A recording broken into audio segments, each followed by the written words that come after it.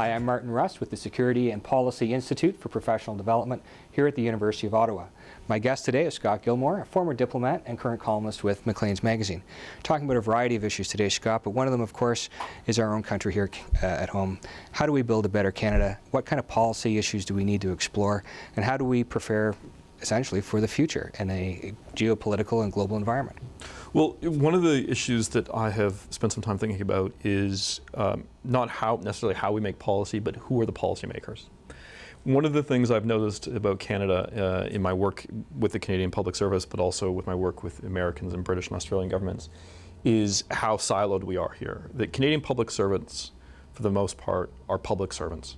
Their entire career has been spent in that stream, and they'll retire out of it. It's very rare for people to come in from the private sector, from academia, or from the nonprofit sector, which is what you see happen much, much more frequently in the UK and in the United States, for example.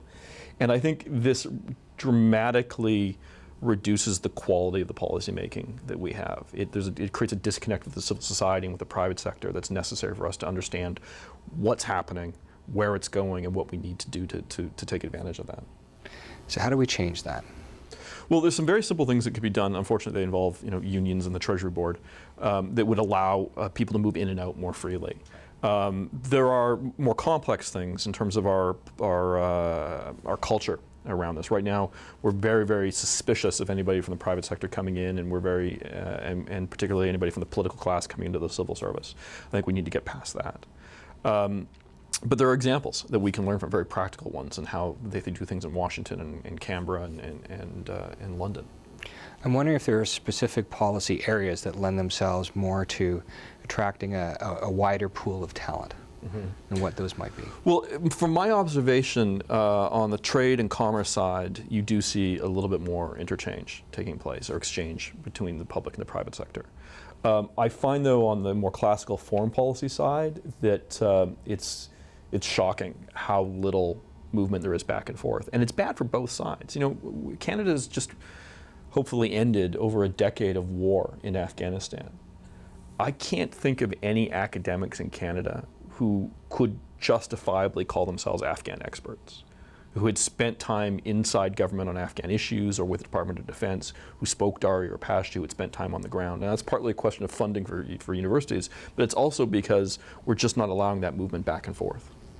If we accept the premise that what happens in the rest of the world impacts Canada and Canadian policy, and what you're talking about is a gap, therefore, of international experts. The question is short-term and long-term. What do we do short-term, and if there's a particular area of focus, what do we focus on? Well, short-term, I would propose what on the surface would seem to be a fairly bold and ridiculous policy move, but I think could be practical, which is incentives to allow Canadian university students to study for one semester abroad, anywhere they wanted. I think it could be financed, and I think the returns over the long term would be dramatically, would be significant for Canada. We really are a stay-at-home nation. We tend to vacation in Mexico and occasionally in Europe. And even though we have this incredibly multi-ethnic and multinational country, it's very rare for people to do business in Beijing, or have friends in South America, or have traveled in South Asia, and we need to change that. In the longer term, I think we have to recognize that the world is changing, and that places like Africa are becoming more and more important. Nigeria, for example, is going to have a larger population than the United States by the turn of the mid-century. And not only that, Africa in general is going to have a larger middle class than China. Now, these are facts that should be ringing in the halls at Foreign Affairs and the Department of Trade, but I'm afraid they're not getting the attention they deserve. Well, that's why the Security and Policy Institute was created. That's why we're here, and so that's why discussions like this today are so important. Thank you.